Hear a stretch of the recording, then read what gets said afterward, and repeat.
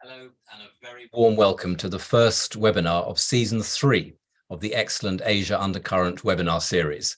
I'm pleased to say we have a truly global audience across the hemispheres today, so a special thank you to those of you who are getting up early or staying up late to listen to this session. I'm Robert Ward, Japan Chair and Director of Geoeconomics and Strategy at the International Institute for Strategic Studies, IISS, and I'm delighted to be moderating this session from London in the UK today. Today, we're looking at the recent G7 Hiroshima summit. We'll be considering key takeaways from the summit's likely impact in the region and beyond, and perhaps what all this says about Japan's evolving global role. There is much to unpack here. The summit was historic in many respects. As you'd expect, Russia's illegal invasion of Ukraine loomed large.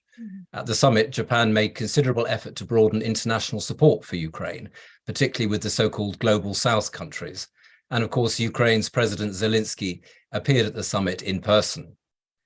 The importance of nuclear issues at the summit was clear from the decision to hold it in Hiroshima, one of only 2 cities ever to have suffered a nuclear attack.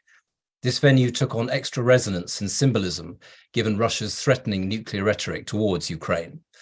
This summit also issued the first leaders' document with a focus on nuclear disarmament. There was also attention to China's increasing assertiveness in the region, including the registering of the importance of stability around Taiwan for the international community. There was also an important call for China to honor its various commitments under international law. Economic security was another summit focus and deserves a call out, not least for what looks like the G7's formal abandonment of economic decoupling in favor of de-risking. Economic security is something that Japan's been pioneering in recent years. And not forgetting other areas, including climate change, sustainable development goals, financial stability, global health, AI, and more. No surprises then that the communique ran to a chunky 40 pages. Given all this complexity, we are very fortunate to have a stellar trio of experts to help us with the analysis today. In order of speaking, they are first, Dr. Oba Mie, calling in from Tokyo, who is professor at the Faculty of Law at Kanagawa University in Japan. Mie Sensei's areas of specialization are international relations and politics in East Asia and the Asia Pacific, Japan's policy in terms of regionalism, and the relationship between Japan and Southeast Asia. She is widely published in Japanese and English, and in 2005 received the Ohira Masayoshi Memorial Prize for excellence in academic research on Asia regional issues. And in 2015, she was awarded the Nakasone Yasuhiro Incentive Award for achievements in research. Mie Sensei's interest in international relations, all things international, is also reflected in her hobby of cooking. Yes. Mie is a formidable cook of both Asian, which for her includes Chinese and Japanese cooking, and Western cuisines. Welcome, Mie. Yeah, thank you. Our second speaker, sitting in DC, is Christopher Johnstone. He is Senior Advisor and Japan Chair at the Center for Strategic and International Studies, CSIS. Before joining CSIS, Chris served in the US government for 25 years in a variety of senior positions, with a focus on US policy towards Japan and the Indo-Pacific. He served twice on the US National Security Council as Director for East Asia under President Biden and Director for Japan and Oceanian Affairs under President Obama. As well as being a fluent speaker of Japanese, Chris's love of hiking has taken him through some of Japan's most beautiful places, including the Southern Alps and up the wonderful Mount Fuji. Welcome, Chris. And our third speaker, calling in from wonderful Paris, is Dr. Guibourg Delamotte. Guibourg is a French and Australian dual citizen and professor of political science at the Japanese Studies Department of the French Institute of Oriental Studies in Alco in Paris. She is also a research fellow with the French Research Institute on East Asia. Guibourg's fields of research are Japan's domestic politics and international relations, in which she is also widely published. Guibourg is also a fluent Japanese speaker, having started learning the language at the tender age of 10. Welcome, Guibourg. Before I turn to Mie Sensei for her remarks, a couple of housekeeping points from me. Each of our panelists will speak for about 5 to 6 minutes. After all our panelists have spoken, we'll have a brief discussion on the points they've raised, after which I'll open the floor to Q&A. These sessions work best when they're interactive, so please, audience, don't be shy. You can submit your questions in the chat function. It's always best to get the questions in early if you can, particularly given the size of today's audience. If you're watching us live on the Nikkei channel or on YouTube Live, please scroll down to find a link to submit your questions. When asking your questions, please say who you are and state your affiliation. And I will also try to be a perfect chair and ensure that we keep to our allotted time, which is 75 minutes, so 1 hour and 15 minutes.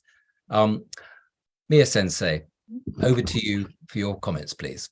Yes, thank you very much for your introduction of me. And I'm so glad to be invited this webinar and have an opportunity to talk here. So I appreciate the Nikkei Foundations and Nikkei and the Japanese Prime Minister Office.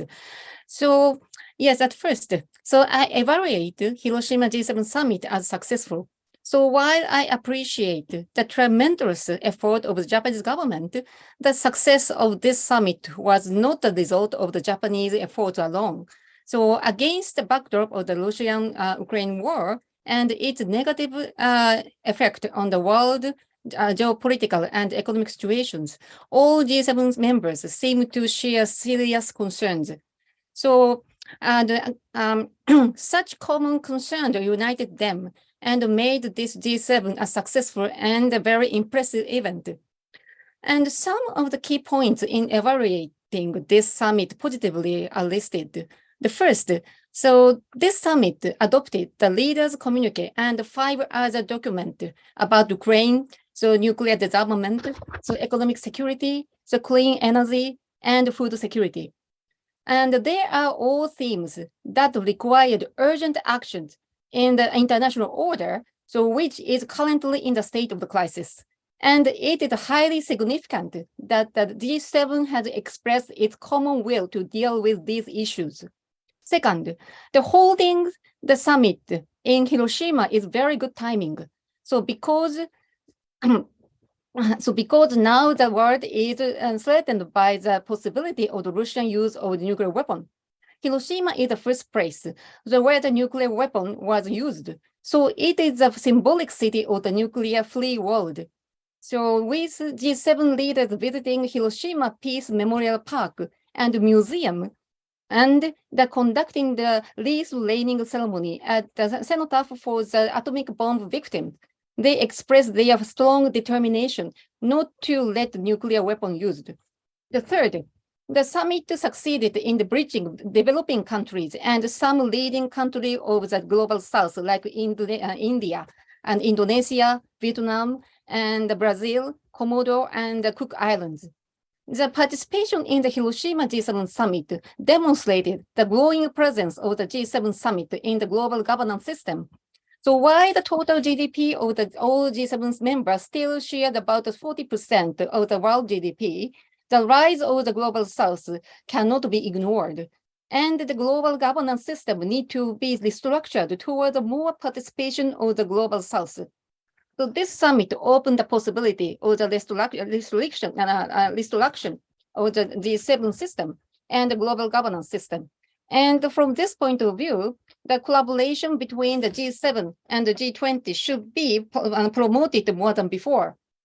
The fourth, regarding China, the summit showed the possibility of maintaining the relation and cooperation with China, and simultaneously, it took a strong stance towards China's assertiveness or the strong stance of the issues such as the East and the South China Sea. The communique refused the word decoupling. Instead, emphasized the word de-risking. And it stipulated that the leaders stand prepared to build constructive and stable relations with China. So, but clearly pointed out they are concerned about China's assertive behaviors. The fifth, the President Zelensky's participation in the G7 was truly a surprise. And I was also very surprised. Some critics say that his participation has given the impression that the Ukraine issue dominated the Hiroshima G7. However, The fate of the Ukraine is an extremely important issue as it affects the current international order. And I think it is important to deal with the issue head on and clearly show support for Ukraine. Finally, I appreciate that inviting President Yoon of the South Korea to this G7 summit and providing an opportunity for the leader of the Japan and South Korea to meet with each other again, they had further improved relations between the two countries. I believe that cooperation between the two countries is essential for the stability in the Indo-Pacific region. There are two things about the summit that I found disappointing. The first, so I really want leaders to discuss and show their stance on the treaty on prohibition of the nuclear weapons. This is so serious theme and issue for G7 leaders and especially for Japan. Second, it is unfortunate that the summit did not strongly focus on the Myanmar issue. So which is important from the perspective of the future of humanity and human rights and democracy. Despite these points, so I evaluate the summit outcome positively. However, so I believe that what is more important is how and to what extent G7 leaders, including Japan, can implement the decision presented at the summit in reality in the future. I stop here. Thank you very much. Thank you, Mie Sensei, and an important thing to remember: talking is one thing, doing is another. So how the decisions at the summit are implemented. Important point again. You mentioned that the success of the summit also reflected as you said, the common will amongst the G7 members.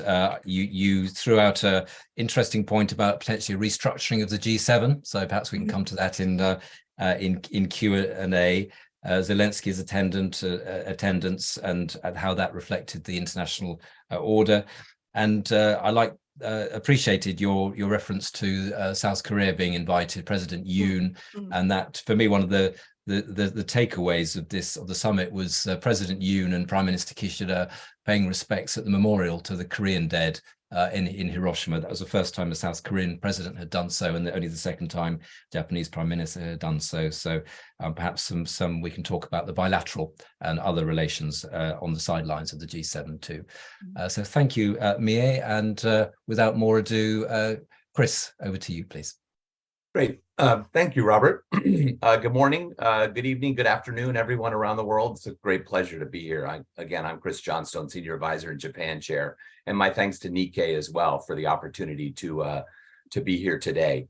I'll build on Dr. Oba's really terrific comments. I too thought that this was an exceptionally successful G7 summit, one that was a testament to Prime Minister Kishida's leadership and the effectiveness of that leadership, and one that also further reinforced the very important role, the reemergence really of the G7 as a critical forum for coordinating policy among the major economies. From my point of view, there are three elements that made the summit a success. First is the very strong message related to solidarity on Ukraine, and in particular, the message that security in Europe and security in the Indo-Pacific are deeply interconnected. This, of course, has been a theme for Prime Minister Kishida since the beginning of the conflict. Just about a year ago at the Shangri-La Dialogue last year, he delivered the famous line that Ukraine today could be East Asia tomorrow. And that was, I think, that theme was reinforced with the summit this time. At first, as Dr. Oba noted, the Japanese government was somewhat cautious about President Zelensky's participation in person in Hiroshima. There was concern about him overshadowing other parts of the agenda. And I think to some extent that is in fact what happened. Certainly in the United States, Zelensky and Ukraine dominated the media coverage here. But nevertheless, I think this served to reinforce Japan's very strong leadership role on the Ukraine issue. Japan is the fourth largest national donor to Ukraine after the United States, the United Kingdom, and Germany. more than many others in Europe, for example, according to the Kiel Institute. And as part of the events at Hiroshima, Prime Minister Kishida announced the donation of 100 self-defense force trucks and 30,000 military rations. So this is as close as Japan can come to military assistance, and is also very significant. So I think, again, this theme of solidarity on Ukraine and the interconnectedness of security in Europe and Indo-Pacific very strongly on display. Second was the discussion of China. The statements released by the G7 reflect, in my view, a growing consensus among the major economies about how to respond to and address the China challenge. The joint communique from the G7 has stronger language than we've ever seen before in a G7 summit related to China, calling out things like malign economic practices, including economic coercion, the importance of peace and stability in the Taiwan Strait, concerns about human rights in Tibet and Xinjiang, and the need for China to press Russia on the invasion of Ukraine. As has been noted, there is a separate statement on economic resilience and economic security that doesn't specifically mention China, but is clearly all about China. And it addresses things like the need to build consensus on responding to economic coercion, the launch of a new coordination platform to assist in responding to instances of economic coercion, a common language reflecting a commitment to protect a narrow set of technological advances to prevent those technologies from supporting military capabilities that threaten peace and stability. But also, as Dr. Oba noted, a statement that we do not seek to decouple our economies. We are focused on de-risking in a narrow set of areas, but not a broader decoupling. I think in some ways the US government would have preferred stronger language on certain things, for example, outbound investment screening and perhaps export controls. So there is still something of a gap, I think, on some issues, but in the main, I think we're closer than we ever have been before. And I would just note that even the standalone statement on disarmament that Prime Minister Kishida led, setting out the Hiroshima vision, expresses concern about China's accelerating buildup of its nuclear arsenal. Third is the summit venue itself. At another time, choosing Hiroshima would have been sort of an odd backdrop for the G7, but it's the perfect setting now, as Mie noted. The imagery of the consequences of nuclear use at a time of Russian threats, China's buildup, North Korea's provocations, really sent a powerful message. And it was clear that Zelensky himself was moved by his visit to the memorial. So it sent the powerful message at the right time. At the same time, I think it's also fair to say it's a reminder of how far away we are from achieving Kishida's vision. I had the opportunity to support President Obama's visit to Hiroshima in 2016 after the last G7 summit in Japan. And in his speech at that time, he said, "Among those nations like my own that hold nuclear stockpiles, we must have the courage to escape the logic of fear and pursue a world without them." But unfortunately, that vision, I think it's fair to say, is further away today than it was in 2016, but powerful nonetheless. Let me close very quickly with two questions for the future that I think perhaps we can discuss in this session. First is this issue of the G7 and the Global South that Mie also noted. This was, of course, a major focus for Prime Minister Kishida. A number of the invited guests included countries like Brazil, India, Indonesia, Vietnam, the chair of the African Union, chair of the Pacific Islands. This was motivated by a desire to bridge the gap between the advanced economies and the developing world, a gap that from some points of view has widened after the invasion of Ukraine. This, I think, was an excellent gesture. It's not clear to me how effective it was. And so I think we'll see as time goes forward whether, in fact, the gap between the two has been narrowed. And second, I would just say a second issue for the future is the G7 itself. There was a few years ago, I think it's fair to say the G7 was in decline, eclipsed by the G20. But the G20 is now, I think it's fair to say, a struggling forum, unable to reach consensus on key issues, in part because of Russia's and China's continuing participation.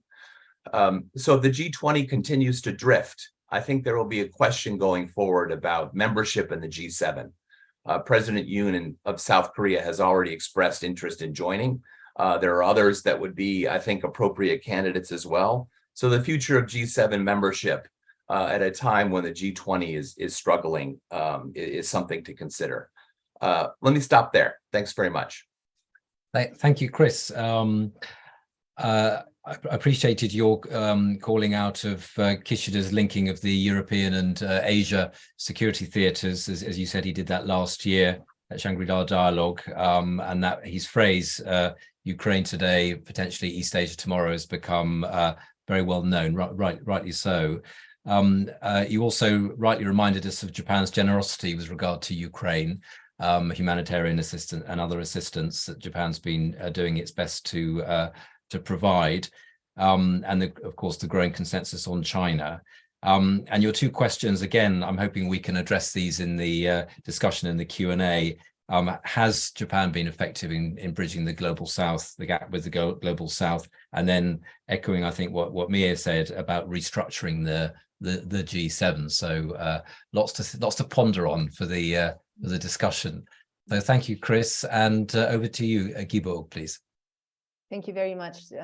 Very interested indeed by the two speakers. Many thanks to our hosts and to the chair. So what I'll just, I agree with everything that's been said until now, and I'm indeed very interested in hearing your opinions. And what I indeed would like to stress and found interesting with this G7, which had not been done previously, is the link and reaching out to the global south, as Chris was just pointing out, with the chair of the G20, India being invited, the chair of ASEAN, Indonesia, the chair of the Pacific Island Forum, the Cook Islands, etc.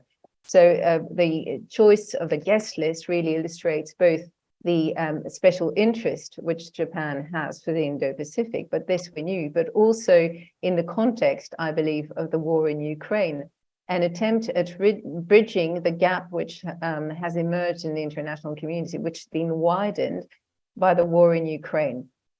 And I think the idea was really to show that the G7 was interested in the global south issues, issues which primarily strike the global south and interest them, and in turn to get them to be interested in international law, and show to what extent the Russian situation was problematic, in particular since we were in Hiroshima, from the point of view of the nuclear threats brought about by Russia. It was also in a context where our economies are so mutually dependent. It was an acknowledgement that the G7 cannot deal alone with the issues which we face, and that we need, the G7 needs the South to be stable. So I think it was an attempt for the first time on the part of the G7 to show greater concern than hitherto for issues which really primarily concern the global South, and to show that we need the global South, be it for economic issues and our own prosperity, but also for issues such as terrorism and mass migrations, etc. But also that we need the global South to help us uphold international law, in particular in the context of the war in Ukraine, and that we need international regimes to be upheld. So I think, and so indeed, bridging the gap in the community, in the international community that we've seen with the war in Ukraine was, in my view, really what made this G7 extremely interesting.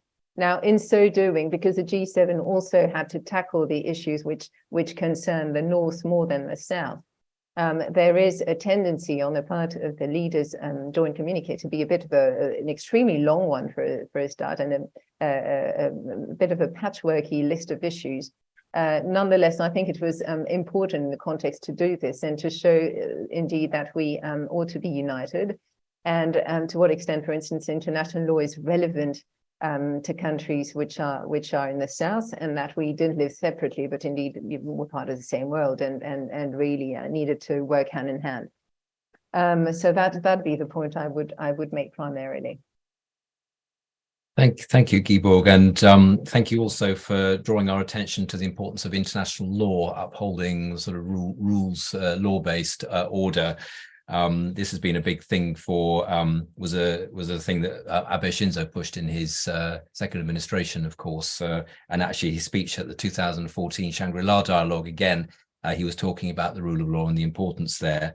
But also, you rightly say, the need to enlist the Global South to help us to uphold international law.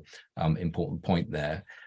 Given that the three of you have all mentioned the focus on the Global South, and I think between you, you're all a little bit skeptical about how successful that was in the summit. And given too that the summit came after Prime Minister Kishida unveiled his new free and open Indo-Pacific vision, which had more in it perhaps for the Global South. Perhaps we could delve a bit deeper into whether what the summit dealt with and how it the conclusions it came to. Do we think that provides an alternative offer, for example, to what China is trying to how China is trying to enlist support for how it views the world order? Mie, perhaps we can start with you. Yeah, thank you very much. So at first, we have to recognize that the Global South is not the object of the great power competition, but they themselves are the autonomous player. So each country of Global South has its own national interest and intentions. So we can't make them take one side. So under the great power rivalry between the West and Russia, West country and Russia, and between the United States and China. However, so the Global South also desire to enjoy the stable international order, rule-based international order in which national sovereignty and territorial integrity are not threatened. And so they want to achieve the prosperity, so in the free and open economic order. So in addition, there are many areas in which we can work together, such as climate change, food, and energy. So in addition, we must recognize that Global South can be divided into two categories. The one comprises the countries that extend their presence with their national size and development. They succeeded in entering the web of the globalization. And then so they achieve the economic success. So another comprises the country that are suffering from the underdevelopment. So according to the latest list of the ODA recipient issued by the OECD DAC, the number of the least developed countries is 46, about 33% of all developing countries. So the developed country must consider these disparity within the Global South and promote collaboration while keeping an eye on both. I'm stop here. Thank you, Mie.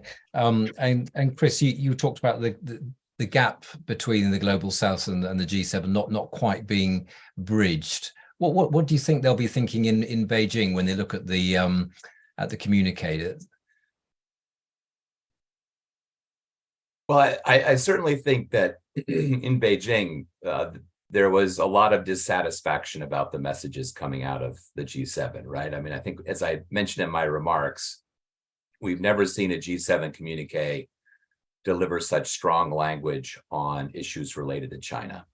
And I think, I mean, for me in particular, the language on the Taiwan Strait, for example, serves to reinforce that the Taiwan issue is not a US-China issue, not an issue only between China and Taiwan, but rather a global issue in which the major economies of the world are all concerned. So I think in that sense, China was, I'm sure, struck and not particularly satisfied by the messaging coming out of the G7. On the question of the global South, I mean, just to build on what Mie said, I think, the critical issue, right, is that the G7 economies demonstrate an ability to deliver benefits and support in the global South. And I think there's a lot of content in the G7 communique that reflects an effort to do so.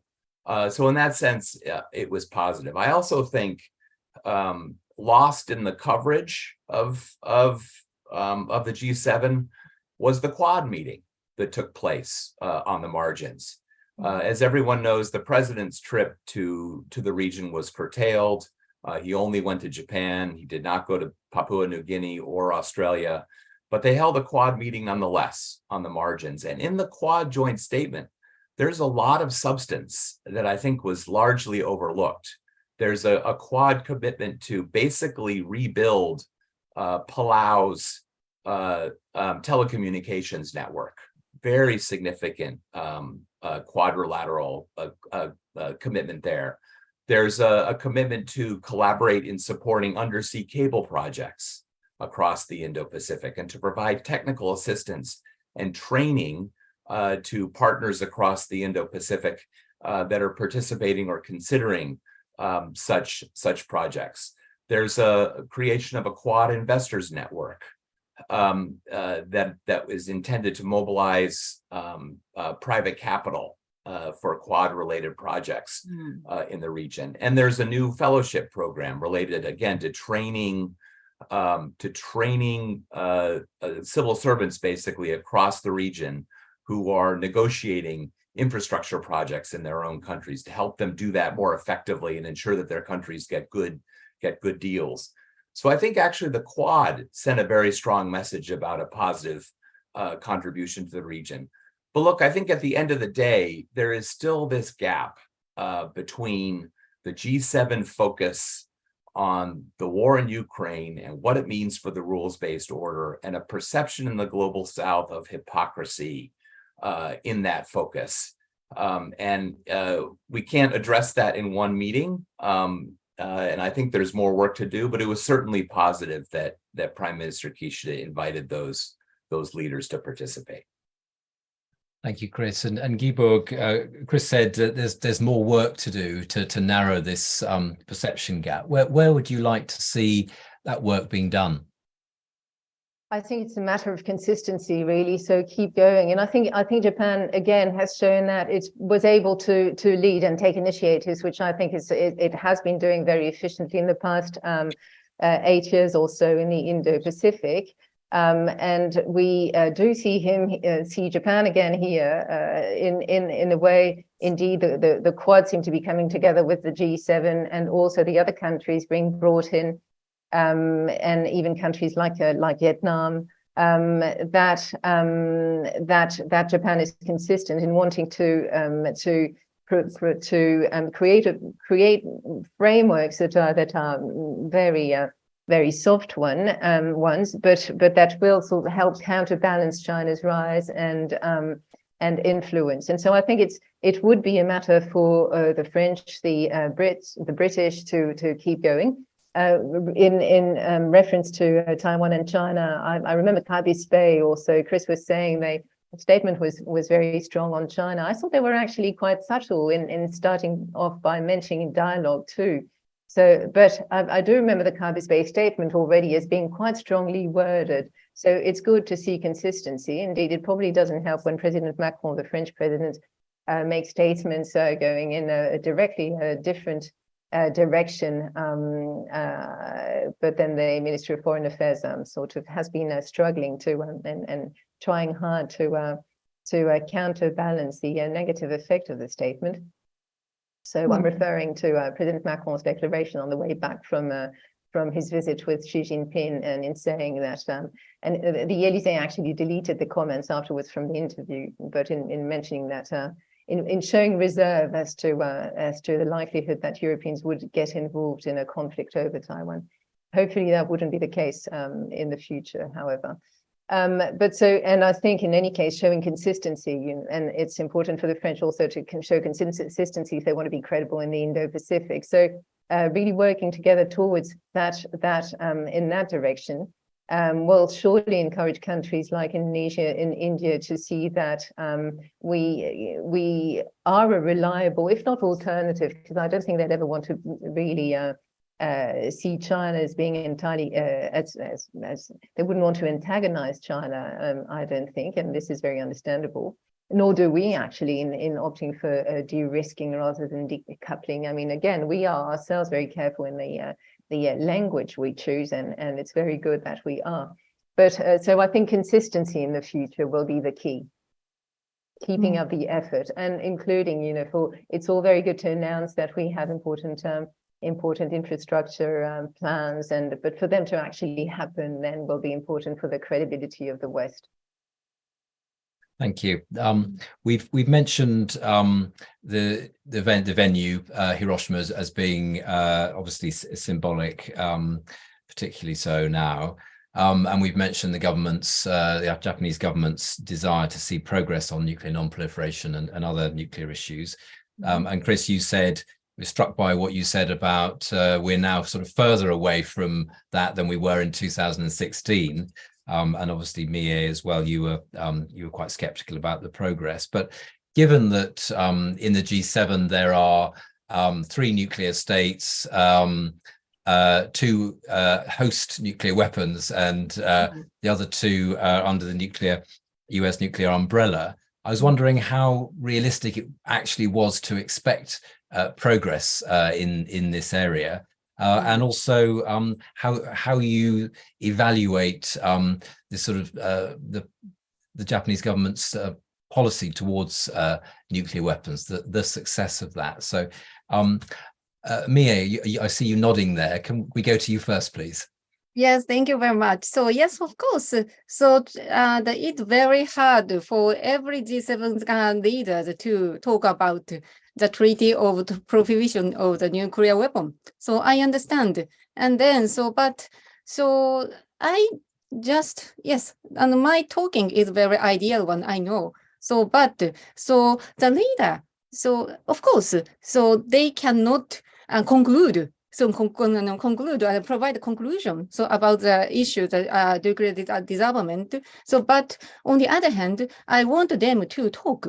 So talk and such a movement and how they think about this movement, and then just mention the name of the treaty in the communique. So this is a very symbolic progress. Of course, realistically thinking, everybody know they cannot choose to conclude or they sign the treaty or the prohibition of the nuclear weapons soon. But on the other hand, so the G7 leader have to show that they think about the possibility in the long and in the future. So the possibility of the sign of this treaty, this is a very symbolic progress. So this is my opinion about this issue. Thank you, Mie. Chris. Yeah, clearly, Prime Minister Kishida is trying to strike a delicate balance here, right? Because on the one hand, as I said, I do think it's powerful imagery to have the summit in Hiroshima. It was clear to me that Zelensky was very moved by his visit to the museum. And at a time when Russia is basically threatening nuclear use in Europe, it was very powerful to have the meeting there and to sort of shine a spotlight on the dangers of the use of nuclear weapons. On the other hand, the picture in Asia is getting worse and not better, right? North Korean missile and nuclear weapons programs continue to advance. Evidence that the North Koreans are working on a tactical nuclear weapon capability, for example. China's nuclear arsenal is expanding dramatically. The Department of Defense now estimates that by 2035, China will have 1,500 nuclear weapons. That's a dramatic buildup. And of course, there's the Russia issue that I mentioned. And so actually the question of extended deterrence and the credibility of the American nuclear umbrella is becoming more important to our partners in the region. President Yoon of South Korea just visited Washington a few weeks ago, and the question of the nuclear umbrella was front and center in his visit here. And and the U.S. government and the South Korean government issued what's called the Washington Declaration, which reaffirmed in various ways the American nuclear commitment to South Korea's security, the new steps, deployments of strategic assets to the region, a visit by a nuclear ballistic missile submarine to South Korea. So in the region, unfortunately, even as the summit in Hiroshima unfolded, the question of the American nuclear umbrella continues to be very important to American allies and partners. So, look, I do think it's important and powerful to continue to signal that ultimate vision of a world without nuclear weapons. But I do think it's important to realize that and to acknowledge that in the near term, our American friends want stronger American commitments to the nuclear umbrella rather than a walk away from them. Yeah, so I would like to interrupt. So yeah, so of course, so I know the harsh realities. So around Japan and the East Asia now. So the nuclear and the North Korea's nuclear development and the missile and the expansion of the China's military services. So yes, so I know that, but so G7 leader talk about this harsh reality so much. And so I want them to talk about the more long-term future, long-term vision. And then so including the treaty of the prohibition of the nuclear weapons. So of course, I know the realities, but on the other hand, it's a balance. So to talk about harsh realities and long-term vision. Thank you very much. Thank you, Mie. And Guibourg, Japan and the nuclear disarmament strategy, how successful? Well, the Japanese are in a difficult position, and it's very, as we've said, and it's so it's difficult for them to be completely as fully committed to disarmament as they would wish, but. Having said that, so they did not sign the treaty on the prohibition of nuclear weapons, for instance, as we've said, contrary to states like Australia, New Zealand. But their position is fairly understandable as well. I mean, it's quite realistic. It means, for the moment we need a nuclear umbrella. However, ideally, in due course, we would hope for nuclear weapons to disappear entirely. I think it'd be again for nuclear powers to really show greater commitment. But what can we do so long as China is indeed building up and Russia is threatening to use nuclear weapons? So the agenda for the prohibition of nuclear weapons is a delicate one to push at the moment. Having said that, countries like France and the UK have been very committed to disarmament and have done a lot. France ratified the Comprehensive Nuclear Test Ban Treaty. It has completely dismantled its ground-to-ground nuclear component. It halved its nuclear warheads, the number of its nuclear warheads. It ceased to produce fissile material in the 1990s, etc. And they're now modernizing their weapons, but certainly not building up. So I think these were the good signals. It would be, desirable to put pressure on Russia, really much more than we've done. To make sure that we can reverse the course somehow, or on China indeed, because it's simply not acceptable, is it, for nuclear powers to appear as having submitted to the nuclear blackmail on the part of Russia. On China, it struck me that China's response to the summit was pretty shrill. Like the summit really got under its skin, shriller than I remember from previous summits, but potentially. Do you think that the summit was, for all the consensus and so on, in substance, do you think that the summit will be seen as significant for dealing with the perceived threat from China? Chris, perhaps over to you first.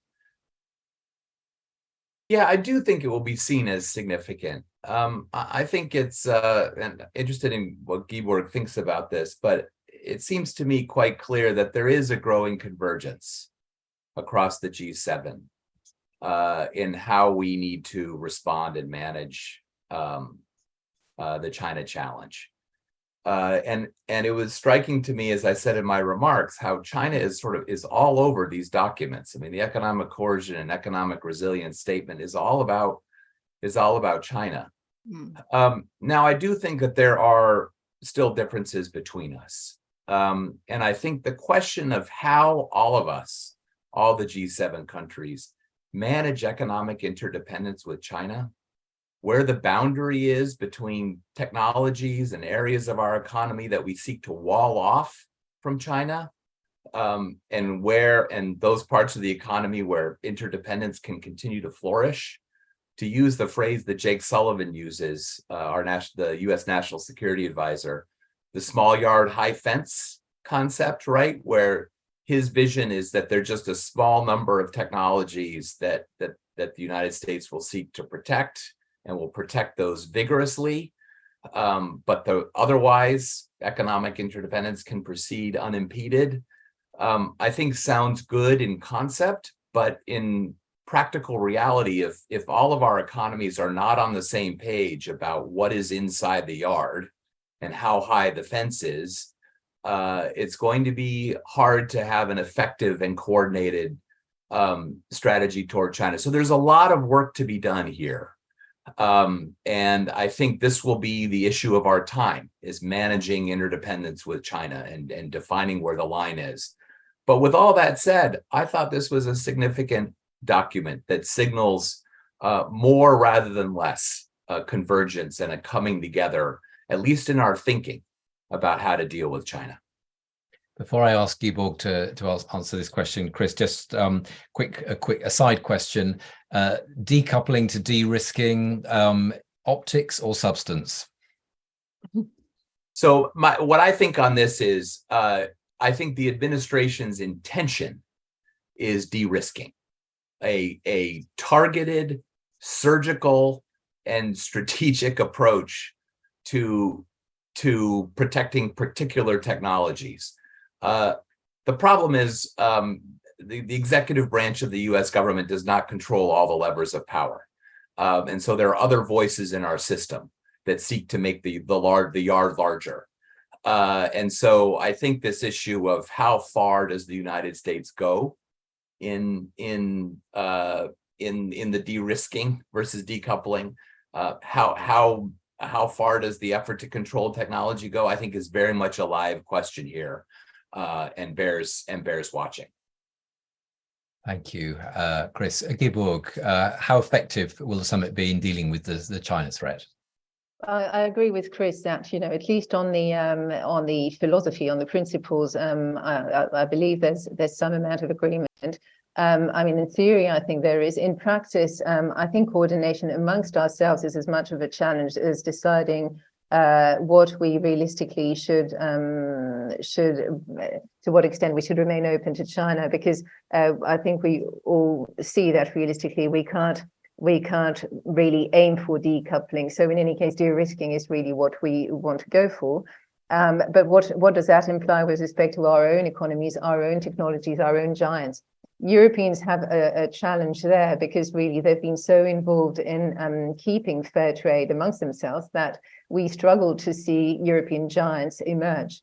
So, and this would really need more European giants. But then what would happen next? Because when you see, what recently happened just a few years back between Airbus and Boeing and the sanctions going back and forth between the EU and the United States under Donald Trump, when you see the lack of cooperation in an instance like that, when really, what you'd have wanted was more cooperation, if anything, between Europeans and Americans and the Japanese. So what will be left? To what extent will there not be a bit of protectionism left? And how can you set that aside for the purpose of cooperating more amongst ourselves? I think that'll be our challenge, actually. Thank you. And Mie. Yes, so from a Southeast Asian point of view, so the policy from both sides, the United States and China. So China, in terms of the economic security, so are not welcoming. So because it might and should lead to the decoupling, even though the G7 leaders choose the word de-risking. And then so this is this decoupling so have a very negative impact on the free and open regional economic order, so which used to be the foundation for the globalization, in which the Southeast Asian countries could succeed economically. And then so I think, of course, I know the G7 leaders communique very the deliberate one. Choose the words de-risking and put the words constructive relation with China. So I think it's okay. But on the other hand, the very specific measures, so in which the communique mentioned, will lead to the decoupling in reality. Or the G7 and G7 leaders seem to try to lead the decoupling, and then so this is not this situation is not welcoming for the Southeast Asia and all the business sector in the world. So because the world intertwined under the web of the globalization, and then so many business sectors get the chances to reach the more development. So I think the G7 message is opposite. And then so I'm so curious about, I'm so concerned about the outcome of the G7 message in terms of the economic security or the economic resilience. Your point, Mie, about decoupling or de-risking and the impact on the global economic order, I think we could have a whole new webinar, another webinar on that, because it's a really important question. But I want to move now to our Q&A session, and we've got some nice questions coming in. So thank you for those who have submitted already. And the first one from David Bowling, I think. Why do you think that China didn't appear in the joint communique until paragraph 51 out of 66 paragraphs? It seemed odd it was not more prominent in the document, given that it was a big focus of the summit. Mie, you're nodding again, so I'll go to you first as the one that was nodding most vociferously. But over to you, Mie. Yes, I think it's a part of the deliberation of the G7 leaders. I think, and it's my opinion. I don't know. I'm not the government officials, so I don't know much about the real stories. So, but I think so. Of course, there are many issues which the G7 leader should deal with.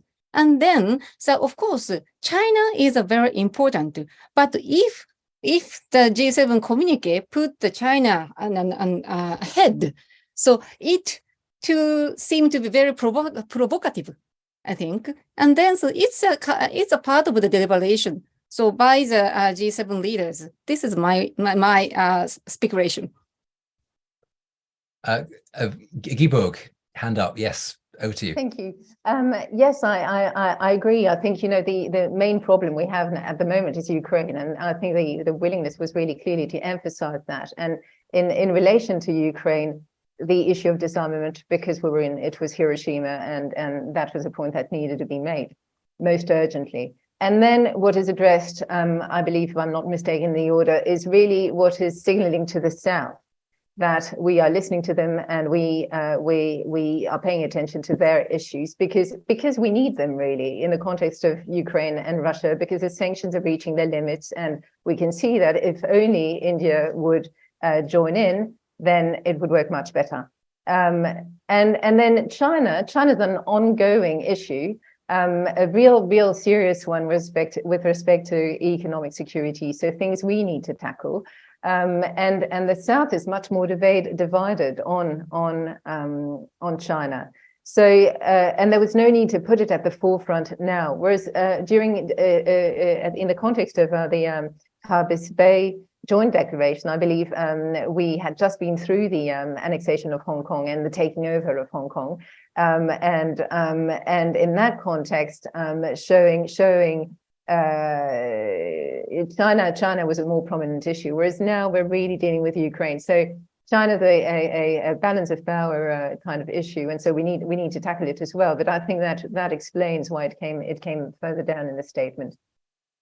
And Chris, in your opening statement, you mentioned the important point that China wasn't actually mentioned in the economic security statement, even though obviously it was threading its way through the statement implicitly.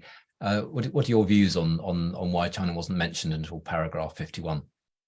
Yeah, as I said, I guess I'm less concerned about where the language appeared in the statement than I am about the substance of the language related to China. And again, I was struck by how substantive and thorough the references to China, more references to China in this joint G7 communique than in any other previous G7 communique. So I think that consensus is more important than where it appears in the document. I do want to just pick up on one thing that Mie said, because I think she's exactly right, that the message on economic coercion and economic resilience is a delicate one in the global South, and isn't always welcomed, right? And I think this is one of the big challenges of confronting American policy today. And that is the fact that even as the US government pursues this more, I would say, assertive approach to managing the economic relationship with China, it is challenged to offer an affirmative economic vision for the region. The inability of the United States, for example, to come back to the comprehensive and progressive Trans-Pacific Partnership is a huge, I think, obstacle to the success of American policy. I think the Indo-Pacific Economic Framework, which the administration launched as something of an alternative, but doesn't include real market access or other offers, it does offer some, I think, meaningful agenda. There's some progress, for example, on supply chain cooperation among the IPEF members that was announced over the weekend. But this is where I think the United States faces difficulty. Bridging to the global South is the constraints on American trade policy and the absence of other effective tools to offer those concrete benefits that I mentioned earlier is so important to bridging the gap. So I think Mie is exactly right to bring that up. Guibourg. Sorry, yes, I meant to add, I mean, there's also the foreign ministers' meeting statement, which is really interesting with respect to China. And there's a great emphasis on China there too. That's where they talk about dialogue. That's where they talk about fair trade practices, the use of force, and indeed how it is important not to use threats, coercion, etc. That's where it's mentioned. And then the Taiwan Strait, the South China Sea, the World Health Organization, and how Taiwan should be a member of it, and 4 international organizations, actually. So there's lots in there too. That is very interesting. In Myanmar, there was some mention of Myanmar before. Myanmar, if I'm not mistaken, appears in the Foreign Ministers' meetings statement as well. Because not everything can be in the leaders. I mean, they did try to put a lot in there, mind you, but the ministers' meeting statements are interesting too. Thank you, Guibourg. Another question here from an economic consultant from the Philippines, who writes, with all the talk of Russian aggression, de-risking from China, global South, etc., do you think that the topics like climate change and energy were ignored? Did Japan make any real contribution to this? Mie, Yeah. with your focus on Southeast Asia, perhaps you'd like to have a stab at this one. Yeah, and then so Japan and the G7 leader do not ignore this very important issue, climate change and energy. So, for example, the G7 summit adopted the G7 Clean Energy Economy Action Plan, and the Japanese government proposed so Asia emission community and a zero emission community, and then so the Japanese government know the all of the Southeast Asia country, and Japan, are very threatened by the risk so coming from the climate change. And then, so this is a very important issue. And then, so Japan they made a very big effort so to adopt this document so in the summit. And then, so I do not think the G7 ignored this issue. This is my opinion. Thank you, Mie. Any Chris or Guibourg, do you like to take that up? We'll move to our next question. Move to the next question then. On a question from a journalist based in Indonesia, and I suppose this this goes to Japan's role in the region as well. It says, how can Japan use its unique position as the only Asian member of the G7 to ensure peace and stability in the Indo-Pacific and beyond? Chris, perhaps this one for you. Well, I actually think Japan's record in this area is quite strong. I mean, Japan is well known, of course, certainly under Prime Minister Abe for the free and open Indo-Pacific concept. Strong investments in infrastructure across the region, training programs for officials across the region. I think what's going to be new, I think, going forward for Japan is the development of security assistance tools that it hasn't had before. So in the past, Japan has, for example, donated patrol boats to countries like the Philippines and Vietnam, but has not really undertaken security assistance in the way that the United States, for example, would think about it. As part of Japan's new national security strategy and national defense strategy, it's launching a new program to complement ODA with something called OSA, Official Security Assistance, which allows Japan to provide training and other forms of assistance to regional militaries and regional coast guards. I think this is very welcome because I think this is a place where Japan's tools have been historically underdeveloped for reasons that are certainly understandable. But Japan playing a more explicit role in supporting the development of defense capacity and defense capability, particularly in Southeast Asia and in South Asia, I think will be a welcome contribution. And I think it's a new area where the United States, Japan, Australia, others will be able to sort of coordinate their efforts more effectively. So that's I think, a welcome trend to watch. Thank you, Chris. Guibourg.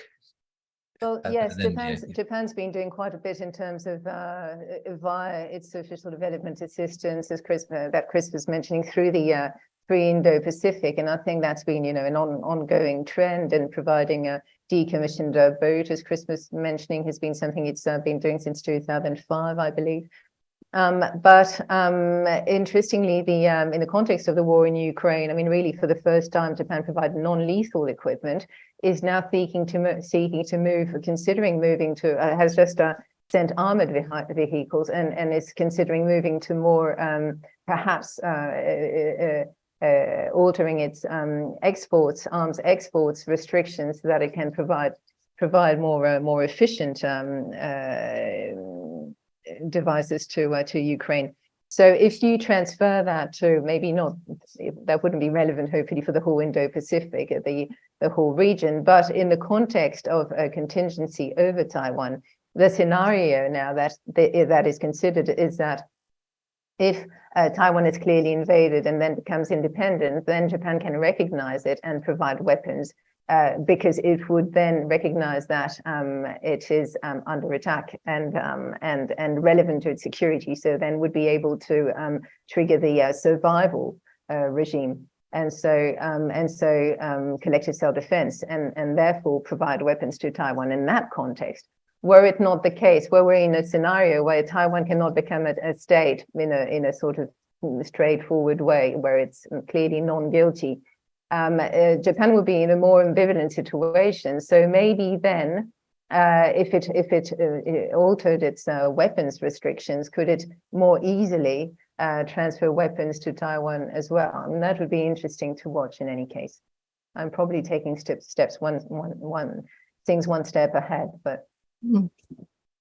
And Mie, I think you want to. Thank you very much. So when I discussed with some Southeast Asian specialists, so they often said to me that Japan should be autonomous. Japan should deliver its own vision towards Southeast Asia and to the world. So I think so now Japan should do that, and Japan is taking a step toward this direction. So, and Japan should be autonomous more than before. So because the first one is the harsh security circumstances around Japan.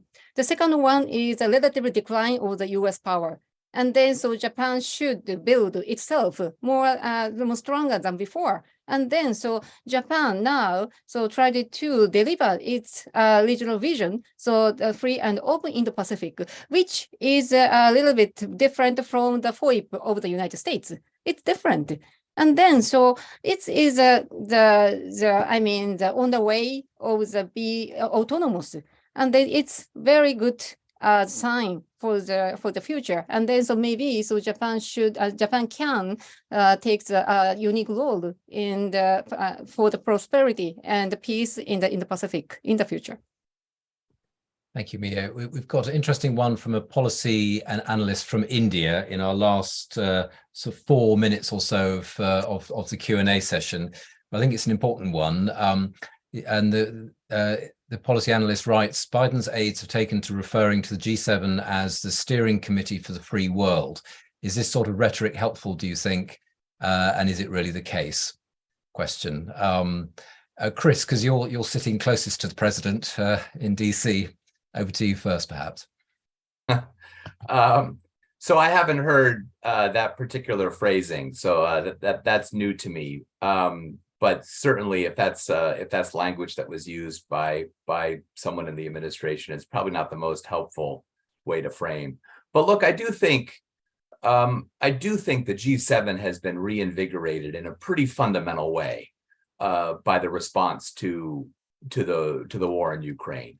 As I said in my remarks, the G7 was in eclipse a few years ago, but it has become central to developing the sanctions regime to punish Russia for this invasion, which is proving over time to be pretty effective, and in sort of building the coalition of support for Ukraine. So I don't think I do think we should recognize the G7 has a very important role to play, and I think the administration is right to signal the significance of the role that it's played. In my remarks, I noted that I think an issue going forward is membership. Japan, essentially, if you look at the guest countries that were assembled, I think it was something like 13 members of the G20 were actually present in Hiroshima for the G7. And as I said, I think if the G20 continues to sort of drift, unable to form consensus around key issues, I do think the issue of membership in the G7, who else should be at the table, will become more active as we go forward, because it's clear the G7 does not represent the world, does not represent all of the major economies, and we'll need to think about that depending on the future of the G20. Thanks. And if you had one or two countries to add to the G7, Chris, who would it be? Well, I think the obvious cases would be South Korea, Australia, and India would be, I think, the ones that would be sort of front and center for discussion. Thank you. Mie, if you had one or two countries to add, who would you add before I sum Yeah, up? so I agree with Chris. So yes, so I think G7 has to be the center of the global governance. But so I think the collaboration and the linkage so between the G7 and G20 is also very important in the future. Of course, G20 so embrace many countries, very diverse countries, and sometimes they very hardly reach the agreement. But on the other hand, so G20 is more comprehensive than the G7. And then, so of course, the restructuring G7 is very important. And so in addition, the G7 and G20 should be collaborated with the other. Thank you. And in 3 seconds, Guibourg, who would you add to the, if you were restructuring, because we're nearly out of time? I would say Australia and South Korea. I'd be more hesitant as to India. not because it's not important, but simply it's a different sort of mindset and keeping it as a country with which to have a dialogue, definitely, and inviting it over, absolutely. Well, thank you, Guibourg, for leaving us on that cliffhanger. So how we will reconstitute, reform the G7. Thank you very much to our panelists for that very rich discussion. I think we pointed out that this G7 in Hiroshima was consequential, that there was a really important consensus achieved on China, that there was outreach to the global, so-called global South, but perhaps not as still a work in progress rather. But very important point raised about the agency of the global South, and also the importance for their support for the international rules-based order as well. So lots of discussion there. Thank you to our panelists for your insights and your time. Thank you to our audience, and apologies to those of you whose questions I didn't get to. I'm sorry for that. And of course, thank you also to our hosts for this webinar, the Government of Japan and the Nikkei. Please don't forget to fill out the satisfaction survey. If you're watching live on the Nikkei channel or YouTube, please scroll down to find the survey. Very important, the feedback on these surveys is because it helps to improve the Asia Undercurrent webinar series. Please stay tuned to Twitter and to the Asia Undercurrent website for details of the next webinar in this season, which is season 3. And also you can find more super content from the webinar archive too, for those of you interested in the region. With that, thank you very much and goodbye.